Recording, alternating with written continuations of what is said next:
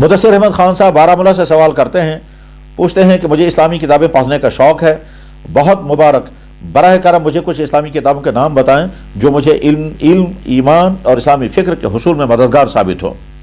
ساتھ میں فرماتے ہیں دنیاوی علوم کا ایک طالب علم ہوں اور ساتھ ساتھ اسلامی لٹریچر پڑھنے کا بھی بہت شوق ہے، مہربانی کر کے کچھ کتابوں کے نام بتائیں جو اپنے مطالعے میں رکھوں۔ پہلی بات یہ ہے کہ آپ اور آپ جیسے بہت سارے جوان اسی طرح کا شوق رکھتے ہیں، اس طرح کے تمام جوانوں کو میں بہت بہت مبارکباد پیش کرتا ہوں، اور یہ اس لیے کہ اگر آپ علم دین پڑھے ہوئے نہیں ہیں اور ادھر سے آپ اس وقت دنیاوی علوم پڑھنے میں لگے ہوئے ہیں، اب اگر آپ اسلامی کتابیں بھی نہیں پڑھیں گے تو آپ کے پاس اسلامی معلومات کیسے آئیں گی؟ اور جب اسلامی معلومات آپ کے پاس نہیں ہوں گی تو آپ مسلمان بن کر زندگی کیسے گزاریں گے؟ اس لیے آپ کا شوق بہت مبارک، اور یہ شوق ہی نہیں تو فریضہ ہے کہ ہم دین کو سیکھیں۔ بہرحال میں مقرر دوبارہ آپ اور آپ جیسے جوانوں کو مبارکباد پیش کرتا ہوں جو یہ ظاہر کر رہے ہیں کہ ہمیں دینی کتابیں پڑھنے کا شوق ہے۔ اب پہلی بات یہ ہے کہ ہمیں قرآن بھی پڑھنا ہے، حدیث بھی پڑھنی ہے، فقہ بھی پڑھنی ہے، سیرت بھی پڑھنی ہے، اسلامی تاریخ بھی پڑھنی ہے، اور اپنے نفس کی اصلاح سے متعلق کتابیں جو فکری اصلاح اور عملی اصلاح کی کتابیں وہ بھی پڑھنی ضروری ہیں۔ دراصل اسلامی علوم الگ الگ شعبوں پر مشتمل ہیں، علوم القرآن، علوم الحدیث، علوم الفقہ اور علوم التصوف یا علوم الاحسان، اور اسی میں ہے علوم تفسیر، اب اسی میں ہے علم سیرت۔ اب انسان شروعات کہاں سے کرے گا؟ تو پہلے نچلی سطح پر شروع کریں گے۔ اگر آپ نے قرآن پڑھ لیا ہے تو بہت اچھا ہے، اور اگر نہیں تو سب سے پہلے آپ کو قرآن کریم ناظرہ پڑھنے کا ایک اچھا انتظام کرنا چاہیے کہ جو بہت صحیح طور پر آپ کو ناظرہ قرآن شریف پڑھا سکے۔ پہلے کسی ایسے عالم کے پاس، کسی ایسے مدرس کے پاس، کسی ایسے امام کے پاس قرآن کریم پڑھنا شروع کر دیں، اور جب سادہ قرآن آپ صحیح طور پر پڑھنے لگیں گے تو آپ کا پہلا درجہ پورا ہو جائے گا، اور اسی بیچ میں آپ اپنی نمازیں بھی صحیح کر لیں اور ساتھ میں دعائیں بھی یاد کر لیں۔ نمازیں مکمل طور پر صحیح کر لیں کسی جاننے والے سے، اور اس کی ورڈنگ بھی صحیح کر لیں۔ قرآن کریم ناظرہ صحیح طور پر پڑھ لیں، اور جو ضروری دعائیں ہیں وہ ساری ضروری دعائیں یاد کر لیں۔ اس کے بعد پھر جب آپ اسلامی لٹریچر پڑھنا شروع کریں گے تو تفسیر میں سب سے آسان والی تفسیر جو اس وقت ہماری مارکیٹ میں اویلیبل ہے وہ ہے حضرت مولانا محمد تقی عثمانی دامت برکاتہم کا آسان ترجمہ قرآن۔ تقریباً اس سے زیادہ آسان ترجمہ قرآن اس وقت موجود نہیں ہے، اس لیے آپ آسان ترجمہ قرآن سے آغاز کر سکتے ہیں، اور اس میں بہت آسان اور بہت مختصر تشریحی حواشی بھی لکھے گئے ہیں۔ جب اس سے فارغ ہو جائیں گے تو اس سے ذرا بڑی والی تفسیر ہے، اس کا نام ہے آسان ترجمہ قرآن آسان تفسیر، لکھنے والے ہیں مولانا خالد سیف اللہ رحمانی، پھر اس کو پڑھیں، اس کا سٹینڈرڈ تھوڑا اس سے اور آگے ہے۔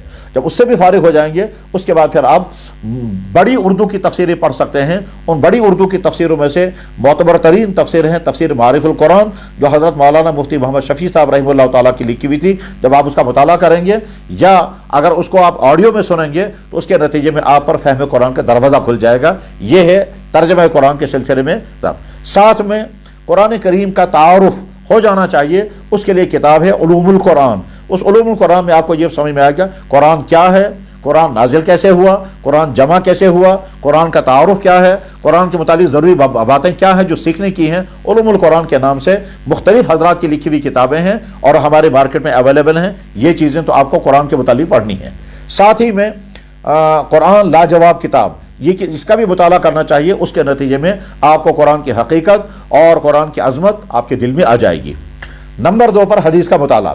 حدیث کا مطالعہ بالکل شروعات سے جب کریں گے تو سب سے پہلے حدیث کی وہ چھوٹی کتاب پڑھنی چاہیے جس چھوٹی کتاب میں آسان حدیثیں جن کے لیے گہرے غور و فکر کی بھی ضرورت نہیں، جس کے لیے طویل مطالعے کی بھی ضرورت نہیں، اور جس میں بہت لمبی دقیق بحثیں بھی نہیں ہیں، پہلے اس طرح کی حدیث کی کتابوں کا مطالعہ کرنا چاہیے۔ میں اگر مشورہ دوں گا تو میں آسان ترین حدیث کی کتاب کا مجموعہ کا مشورہ دوں گا، اور وہ ہے معارف الحدیث۔ یہ لکھی ہے حضرت مولانا محمد منظور نعمانی رحمہ اللہ تعالیٰ نے، جو شاگرد تھے حضرت علامہ انور شاہ صاحب کشمیر رحمہ اللہ تعالیٰ کے۔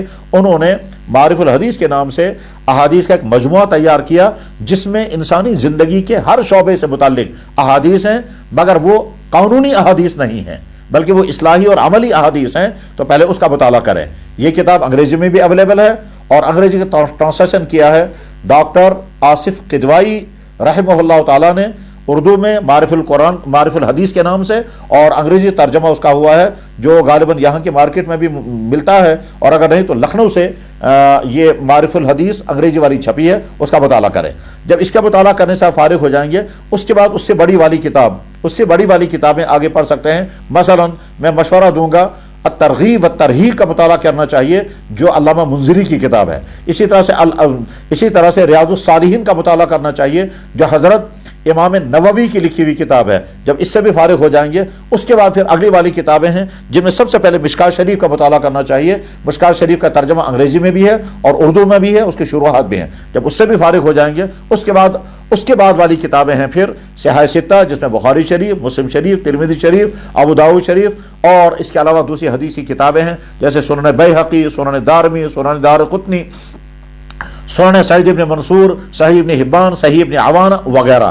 یہ تمام کتابیں، یہ ہے حدیث کے مطالعے کا طریقہ۔ اور اس بیچ میں اگر کہیں بھی کوئی سوال پیدا ہوتا ہو یا کہیں کنفیوژن ہوتا ہو تو کسی قابل اعتماد آدمی کے ساتھ رابطے میں رہنا چاہیے اور اسے مسلسل پوچھتے رہنا چاہیے، خاص طور پر وہ احادیث جن احادیث کا تعلق مشکل مباحث سے ہے، مثلا عقائد کی بحثیں، مثلا مسائل کی بحثیں، اور ان مسائل کی بحثوں سے متعلق جو حدیثیں ہیں اس میں چونکہ بعض دفعہ حدیثیں ایک حدیث کمزور ہوتی ہے، ایک حدیث مضبوط ہوتی ہے، کبھی حدیث بظاہر آپس میں ٹکراتی ہوئی نظر آتی ہے، اس ٹکراؤ والی حدیث میں ہم کا عمل کس پر کرنا ہے، وہ تمام فقہا کی بحثوں کے بعد ہی وہ حدیثیں سمجھ میں آتی ہیں۔ تو ابتدائی مطالعہ کرنے والے کو چاہیے کہ اس طرح کی تمام حدیثوں میں حدیثوں کا مطالعہ نہ کرے، ورنہ وہ کنفیوژن کا شکار ہونے کا خطرہ ہے۔ اسی لیے ہمارے مدرسوں میں جب یہ پڑھائی جاتی ہے تو سب سے اخیر میں یہ بحثیں پڑھائی جاتی ہیں، اس سے پہلے نچلی سطح پر جو ہیں وہ ان احادیث کا مطالعہ کرنا چاہیے جن احادیث میں کنفیوژن نہیں ہوگا اور عمل کا جذبہ پیدا ہوگا۔ اس کی ایک مثال میں بتاتا ہوں، حضرت امام بخاری رحمہ اللہ تعالیٰ نے جیسے بخاری شریف جیسی عظیم الشان کتاب لکھی ہے، اسی طرح سے انہوں نے ایک چھوٹی کتاب لکھی ہے الادب المفرد کے نام سے، پہلے اس کا مطالعہ کرنا چاہیے۔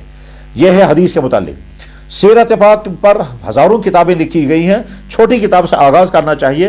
مثلا حضرت مولانا مفتی محمد شفیع صاحب نے چھوٹی سیرت کی کتاب لکھی ہے، اسی طرح سے علامہ سید سلیمان ندوی رحمہ اللہ تعالیٰ نے سیرت کی چھوٹی کتاب لکھی ہے۔ پہلے ان دو کتابوں کا مطالعہ، اس کے بعد اس سے تھوڑی اس سے بڑی کتاب کا مطالعہ، اس کے بعد اس سے، اور اخیر میں جو بہت بڑی سیرت کی کتابیں لکھی گئی ہیں ان میں سیرت رحمۃ للعالمین، سیرت النبی علامہ شبلی نعمانی اور سید سلیمان ندوی، اسی طرح سے سیرت مصطفیٰ حضرت مولانا محمد ادریس کاندھلوی رحمہ اللہ تعالیٰ، اور اسی طرح سے سیرت خاتم الانبیاء علامہ اظہری کی لکھی ہوئی کتاب ہے جو 5-6 جلدوں میں ہے۔ جب یہ بڑی والی سیرت کی کتاب آپ پڑھیں گے تو گویا سیرت کا سارا نقشہ آپ کے سامنے آ جائے گا۔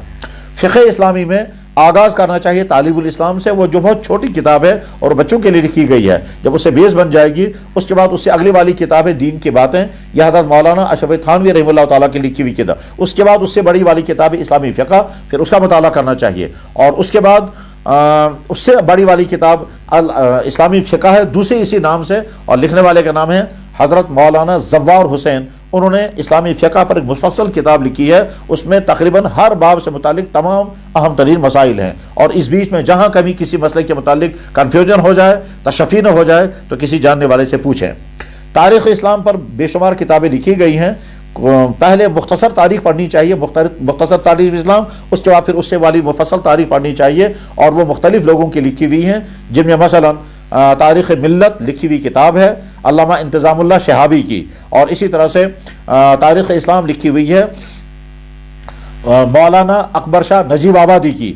اور بس یہ تاریخیں جب آپ پڑھیں گے تو آپ کا، اور اس کے بعد پھر علاقائی تاریخیں جو الگ الگ لکھی گئی ہیں، مثلا کشمیر میں اسلام کیسے پہنچا اس کے لیے الگ تاریخ پڑھنی پڑے گی، دوسرے کسی خطے میں اسلام کیسے پہنچا اس کے لیے الگ تاریخ پڑھنی پڑے گی۔ بس یہ ہے کتابوں کا ایک مختصر سا تعارف جس کے ذریعے سے آپ اسلامی فکر اپنے اندر پیدا کر سکیں گے۔ فکری طور پر جو کتابیں آج کے زمانے میں لکھی گئی ہیں، میں ان میں سے چند مصنفین کا نام بتاتا ہوں۔ ان مصنفین کی کتابوں کو اب آپ پڑھیں گے تو آپ کو بہت سارا فکری اور عملی فائدہ ہوگا۔ ان میں حضرت مولانا تقی عثمانی صاحب، ڈاکٹر حمید اللہ صاحب، حضرت مولانا پیر ذوالفقار احمد صاحب، اس طرح حضرت مولانا سید ابو الحسن علی ندوی رحمہ اللہ تعالی، اور اس طرح کی دوسری بہت ساری شخصیات ہیں۔ ان شخصیات کا لٹریچر پڑھنا چاہیے، اس کے نتیجے میں انشاءاللہ انسانی اسلامی فکر آپ کا مضبوط اور پختہ ہو جائے گا۔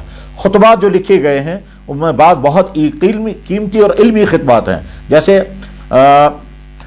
ڈاکٹر حمید اللہ صاحب کے خطبات بہاولپور ہیں، علامہ سلیمان ندوی کے خطبات مدراس ہیں، حضرت مولانا ابوالحسن علی ندوی کے خطبات علمی ہیں، اسی طرح سے حضرت مولانا تقی عثمانی صاحب کے اصلاحی خطبات ہیں، حضرت مولانا پیر ذوالفقار صاحب کے خطبات فقیر ہیں، یہ خطبہ، اور حضرت مولانا مفتی محمود صاحب نور اللہ برکاتہ کے خطبات محمود ہیں۔ یہ خطبات جب آپ پڑھیں گے تو اس کے نتیجے میں انشاءاللہ اسلامی فکر مضبوط ہوگا اور اسلامی ذہن بنے گا اور عمل کرنے کا شوق پیدا ہوگا۔